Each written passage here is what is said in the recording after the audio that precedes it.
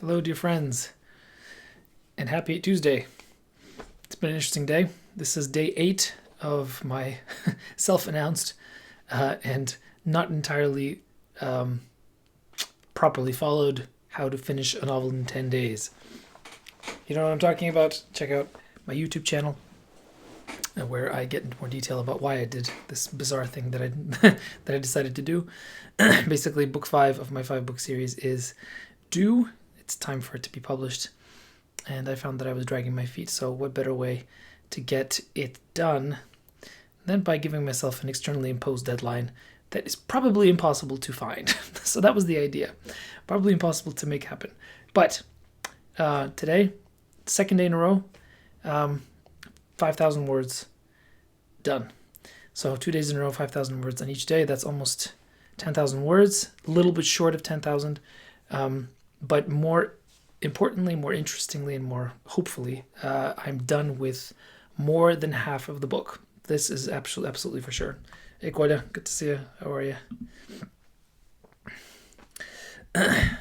So more than halfway done, and I think this is the long half. I think the second half is going to be shorter. So it's entirely possible we might come in under 100,000 words, which I had thought might be the case. But as of yesterday, I thought we might be going a little bit over. If everything continues to go as streamlined as it has been, then it looks like I won't be done on Thursday as I had intended to be done. That's the end of the official 10 days. But I will be done about a week later. So what does that mean? That means that I am still on track to have this baby done on time. So the unofficial launch date, the unofficial publishing date for everybody is June 16th. But if you are members of my Patreon community, then you will be getting it early.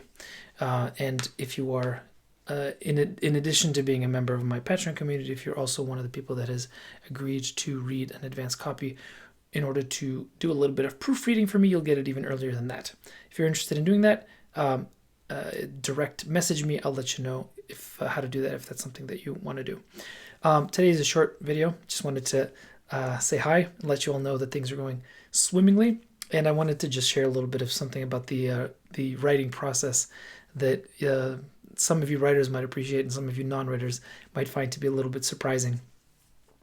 One of the most common questions that writers get is, where do you get your ideas? And the fact that it keeps getting asked is because I think there is actually no answer. And whatever authors try to answer it, their answer is going to be very much contingent on their own experience. And that's because we actually have no idea where we get our ideas from. I mean, we do, in the sense that if we read things and if we keep our minds constantly engaged with the outside world, then we will glean things from the things that we read and from the people that we meet and from the ideas that we encounter. And those things will reverberate inside our heads for a while, will ferment, and then something will come out that's unique. But the point is that all of us in the world have the same access pretty much to the same people and the same ideas and the same books.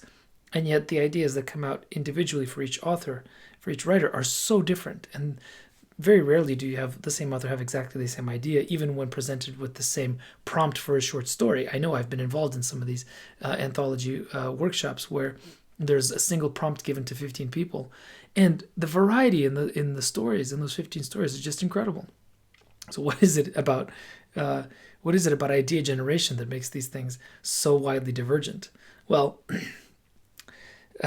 I don't know. I think there's something ineffable. There's something a little bit mysterious about it. But I will tell you about one of the weirdest manifestations of idea generation when it pertains to actually writing a novel, especially a novel that the writer, is comfortable with, and especially with characters that I think I know and storylines that I think I'm sure are going to go in that direction or in that direction. So what happened today was I was very confidently writing a scene with Voron, my main character, the one who's been the main character since book 1. This is in some ways the character who's most like me. Because when I first started writing this novel, I was not even really a writer yet. I was more just a kid playing around with an idea.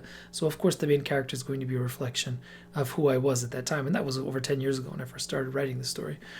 But the character has grown with me. He's become something that's separate from me, but he's still very close to me in my heart, and I feel very invested in his story. So I thought that I was very clear in my own head and my own heart about the direction that this story was going to go for him specifically. I knew that there were going to be changes, there were going to be adjustments to the larger story, but I thought I had a pretty good idea of where I wanted him to go and how. Except today, as I'm writing, in the process of writing, the story just starts to go off on a completely different tangent, and I can't stop it because the thing's flowing, because the stuff that's coming out from under my fingers is like, oh, okay, this is how it has to be. I can't stop it. Why would I want to? This stuff is flowing. It's coming out beautifully. It's coming out organically. It makes sense. And the way that I write, and a lot of writers, I think, in our times write like this, they write as they discover, meaning they see a scene happening in front of them visually. I'm a very visual writer. Some writers aren't. I know that for a fact. But for me and for a lot of writers who have grown up in a media environment that consumes a lot of video content, movies and things, it's very natural for people to see the unfurling of a scene as a camera walking through an ever-increasing panorama. You start with a small detail, and it gets bigger and bigger and bigger as you walk through it.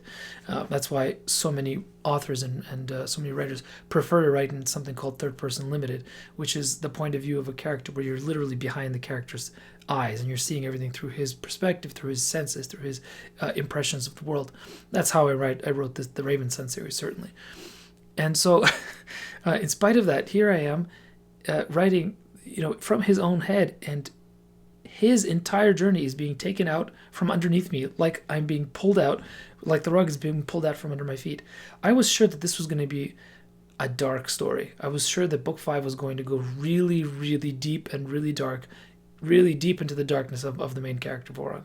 He's been through hell. He's been through a lot of stuff, and I thought I need to push him down even more.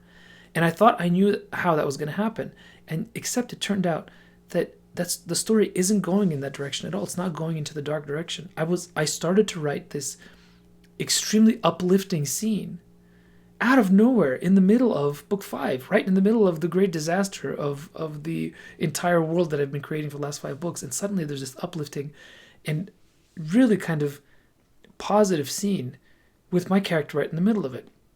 Except that's the tragedy. He's willingly, on purpose, separated himself from the source of that joy and the source of that happiness. So he's seeing it happen all around him, and the reader is allowed to experience it through the limited perspective of him as a character. But he himself cannot involve himself in that joy because he has gone so deeply into his darkness that even though all around him the world is flowering again, and it's the beginning of spring. Hey Janice, good to see you. Janice, I was just thinking of you because I mentioned how many writers are visual, and I know that you are not. And yet you write such visually stunning stuff. So it's interesting how that works. So there you go. And so it is dark. It is dark from the perspective of my main character because he is seeing this transcendent reality, but he can't be involved in it. So although the story itself isn't going to that dark place that I thought it would be, my character's journey is still going into the darkness, except now the darkness isn't reflected all around him. It's a different way of approaching it. Yeah, Janice. Yeah, well, there we go. It's a different way of approaching the darkness than I had expected, but there you go. The story sometimes tells you where it has to go. So it's going that way. And it means that I'm going to have to do something with my character that you're all going to hate. That those of you who are invested in this series, you are going to hate me for a little while. But I want you to know that part 3, there's going to be some terrible things happening, but it's all going to come out okay in the end. I promise.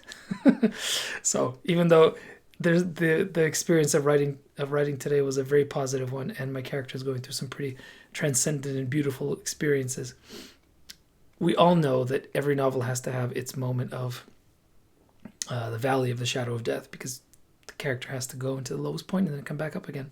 So it's just a slightly different road than I expected. I just wanted to share that with you guys because some of you are interested in how do these crazy writers do the things that they do. So anyway, 2 days straight of 5,000 words. I consider that to be a good streak. Tomorrow's going to be a little more difficult. I have some more things to do during the day. older projects that have come due. But assuming there aren't any disasters during the night from baby 1, 2, or 3, I'm planning on getting at least 5,000 done tomorrow. So if things continue the way they are, we're definitely on track, and we might actually be finishing earlier than I thought. So good news. Thank you everybody for your support. For those of you who have been sending me messages and making me feel simultaneously guilty and encouraged, I appreciate that very much. And tonight it's going to be a short video because I want to get to bed early and to be nice and awake and energetic tomorrow morning to get back into part 3 of 4. So we're already on the downslope here, people, in book 5 of the Raven Sun series, titled The Throne of the Gods. And I'm really excited to see where it's going to go on from here. So anyway, hope you're all having a lovely time, even during this madness. I hope that wherever you are, your own reality is getting to be a little bit more normal. And that no matter how worrying the news are, don't forget that our stories are the ones that tell us the actual truths, not the New York Times, not the Washington Post or any of those. And just stop reading them and read some more stories. They tell you where it's at.